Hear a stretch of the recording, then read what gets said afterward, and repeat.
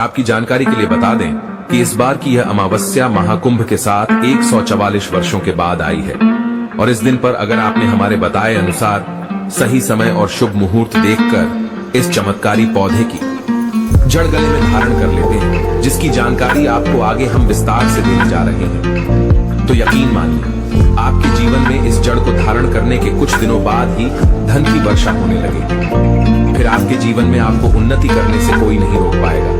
आपकी हर मनोकामना होगी, पूरी खुशियों से भर जाएगा। आपका घर आपका भाग्य होगा। 7वें आसमान पर इतना बैंक बैलेंस बढ़ जाएगा कि 7 पीढ़ी तक बैठकर खाएंगे। इस चमत्कारी पौधे की जड़ के चमत्कारों के बारे में महाकुंभ में आए दुर्लभ साधु संतों ने बताया है और वे खुद इस जड़ को धारण किए हुए हैं। भक्तों 144 साल बाद दुर्लभ संयोग में आई इस मौनी अमावस्या पर अगर आप चूक जाते हैं तो फिर दोबारा आपको 144 वर्षों का इंतजार करना पड़ेगा। तो इसीलिए भक्तों आपसे हमारी विनती गुजारिश सलाह सब है कि यह वीडियो अगर आप छोड़ देते हैं तो माफ करना, आप बहुत बड़ा अवसर गवा देंगे। हमारा काम है सलाह देने का, हम तो केवल सलाह ही दे सकते हैं। आगे आपकी मर्जी, वो ऊपर वाला सबको किसी न किसी रूप में अवसर देता है। धनवान बनने का क्या पता, ये आपके लिए भी सुनहरा मौका हो। भक्तों शास्त्रों ने बताया है कि इस पौधे की जड़ में जो है ब्रह्मा विष्णु महेश तीनों देवों का वास होता है। पूरा का पूरा ब्रह्मांड इस खास पौधे की जड़ में समाया माना जाता है। तो इसलिए कह रहे हैं भक्तों, इस खास पौधे की जड़ को अगर आप इस दुर्लभ मौनी अमावस्या के दिन लाकर पहन लेते हैं तो इसी से आपका बेड़ा पार हो जाएगा। इसीलिए आप समझ सकते हैं कि यह वरदान के समान है। आपके एरिया में देखते होंगे बूढ़े बुजुर्ग जो हैं वह बताते होंगे कि इसका इस्तेमाल कैसे किया जाता है। इस पौधे से दातुन किया जाता है, खास रिवाज है। पौधे के बारे में आपको बताएंगे, इसके तने के बारे में बताएंगे, पत्तियों के बारे में बताएंगे, बीज के बारे में बताएंगे, फूल और जड़ के बारे में बताएंगे। हर एक इसका जो पार्ट है वह बहुत ही महत्वपूर्ण है। इसीलिए इस पौधे के बारे में जानना बहुत जरूरी है। थोड़ा सा अगर आप इसे जानते होंगे तो पहचान लीजिए, वीडियो में जो दिख रहा है वह यही पौधा है। आमतौर पर आपके आसपास इसे देखा जाता होगा। इसे चिरचिटा कहा जाता है, कहीं कहीं पर आंधी झाड़ा भी कहा जाता है। अपामार्ग की ऊंचाई जो होती है लगभग 60 से 120 सेंटीमीटर होती है।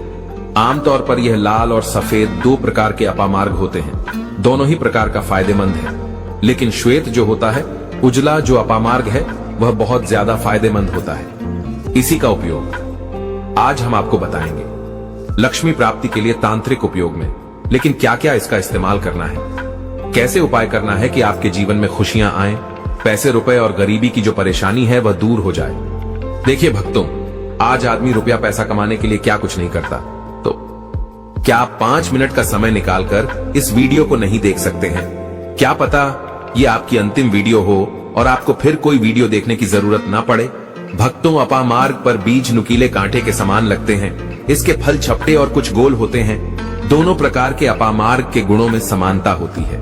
फिर भी सफेद अपामार्ग जैसा कि हमने बताया वह श्रेष्ठ होता है। यह बहुत ही फायदेमंद होता है। इस पर फूल लगते हैं, फल शीतकाल में लगते हैं और गर्मी में पक करके सूख जाते हैं। इनमें से चावल के दानों के बराबर ही बीज निकलते हैं। इसका पौधा वर्षा आरथु में पैदा होकर के गर्मी में सूख जाता है। अब यह बहुत ही आसानी से आपको मिल जाएगा क्योंकि सर्दियां आ चुकी हैं। अपामार्ग तीखा कड़वा तथा प्रकृति में गर्म होता है। यह पाचन शक्तिवर्धक, दस्त लाने वाला, रुचिकर दर्द निवारक, विषकृमि पत्थरी का नाश करने वाला, खून को साफ करने वाला, बुखार को दूर करने वाला, श्वास रोग हो तो उसका नाश करने वाला, भूख को नियंत्रित करने वाला होता है। इसीलिए कहा जाता है कि इस पर सभी देवी देवताओं का वास माना जाता है और सबसे जो मुख्य देवता हैं हमारे ब्रह्मा विष्णु महेश, इनका वास माना जाता है। भक्तों, इसे आप मौनी अमावस्या के दिन धारण करने से मत चूकिए। इससे आपको अपने पितरों का आशीर्वाद प्राप्त हो जाएगा क्योंकि इस दिन पितृ जो हैं वो जागृत अवस्था में होते हैं। फिर आपके बारे न्यारे हो जाएंगे। दिन दुगना रात चौगुनी आप अपने नौकरी कारोबार में उन्नति करने लगेंगे। चलिए थोड़ा सा इसको आयुर्वेद के रूप में पहले जान लेते हैं भक्तों कि इसके क्या क्या फायदे हैं। एक चीज और बता दें भक्तों, आपके इस उपाय करने से हमारा तो कोई निजी लाभ है नहीं, बस आपका यह उपाय सफल हो जाए तो हमारा उद्देश्य पूरा हो जाएगा कि हम किसी की मदद कर पाए। अगर आप हमारे आयुर्वेद शास्त्र पढ़ेंगे उसमें मिलेगा आपको यह, और हम यह जानकारी कोई भी आपको अपनी तरफ से नहीं दे रहे हैं भक्तों, ये शास्त्रों में वर्णित जानकारी दे रहे हैं भक्तों। अब बात करते हैं कि आपके जीवन में अगर परेशानियां हैं, धन की दिक्कत है तो वह कैसे दूर होगी। लेकिन सबसे पहले बीमारियों को दूर करने के बारे में जान लीजिए। और हम सत्य कहते हैं कि इसमें से कोई ना कोई उपयोग आपके आसपास के लोग भी जानते होंगे, आपके एरिया में भी किया जाता होगा। आपके जो बूढ़े बुजुर्ग होंगे वह जानते होंगे इस पौधे का उपयोग कैसे किया जाता है। और तो और हम आपको शुरू से ही बता रहे हैं कि इस पर सभी देवताओं का निवास होता है।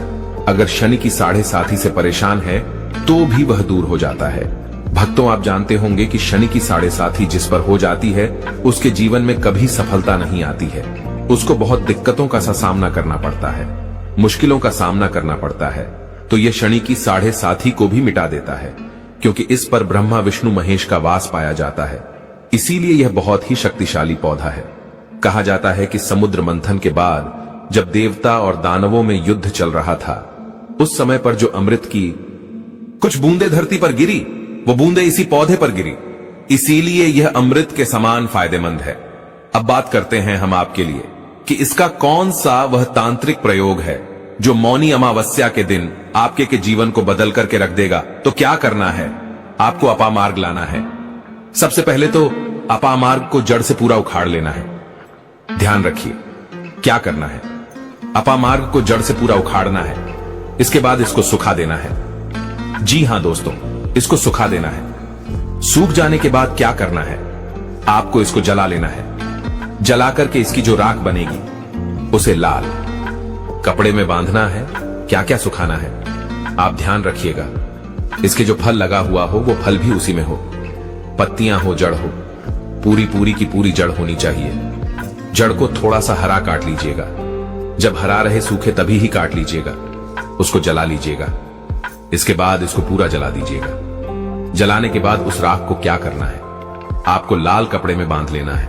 और उसमें एक जो कौड़ी होती है, जो माता लक्ष्मी के लिए कौड़ी बहुत ही शुभ मानी जाती है, उसको रख दीजिएगा।